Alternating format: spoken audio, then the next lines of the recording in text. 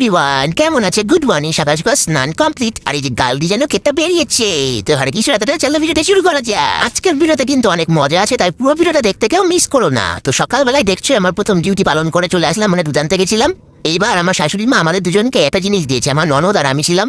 তো নতুন খাচ্ছি জিনিসটা দেখো, আবার ননদ দাঁত দেবা আনতে এই বাচ্চাটা এতটাই শখ। তো এই জিনিসটা অনেকটা লম্বুর মতো ছিল, কিন্তু চারকোনা ছিল।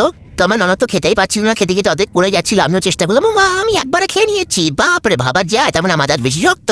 খুব কষ্ট করে খাবারটা শেষ করলাম, তারপরে হচ্ছে টাকা গুনতে বসলাম। তো দেখো অনেকগুলোই টাকা আছে আমার কাছে। এগুলো কিসের টাকা বলো তো? এগুলো হচ্ছে আশফল বেচার টাকা। তারপরে নদের কাছে বলছি, তোর কাছে 100 টাকা দে দে দে, তাড়াতাড়ি দে। তারপরে ছিনিয়ে নিলাম টাকাটা। মুখে টাকাটা দিতেই চাইছিল না। আমরা সবাই 1 টাকা করে চালা দিয়েছিলাম, আর কিছু আশফল বেচার টাকা ছিল। তারপরে তাড়াতাড়ি করে খাওয়া দাওয়া করে নিচ্ছি। সকালবেলা ডালার আলু সেদ্ধ পাচ্ছিল। খাওয়া দাওয়া করে তাড়াতাড়ি করে আমি বাজার থেকে একটা জিনিস নিয়ে এসেছি। এই যে সেই জিনিসটাই আমার ননদের কাছে দিয়ে দিয়েছি। আর দেখো বেশি একটা পরিমাণে হয়নি, ও 750 মতো হয়েছে। এটা দিয়ে আজকে আমাদের পিকনিক হবে।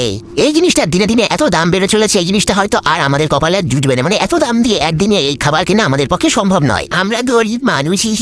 যাই হোক, চলো এদিকে ভাত বসিয়ে দিয়েছি, আর কাকুল ভাজি পটল ভাজি করে নিচ্ছি। আর এদিকে হচ্ছে বলে ডাটা দিয়ে কাঁঠালের বীজ দিয়ে রান্না হবে। এগুলো ছিল আমার রান্নার পাল্লা। এবার হচ্ছে নদের রান্নার পাল্লা। ও হচ্ছে খাসি মাংসটা খুব ভালো রান্না করে, তাই ওকে দায়িত্ব দিলাম।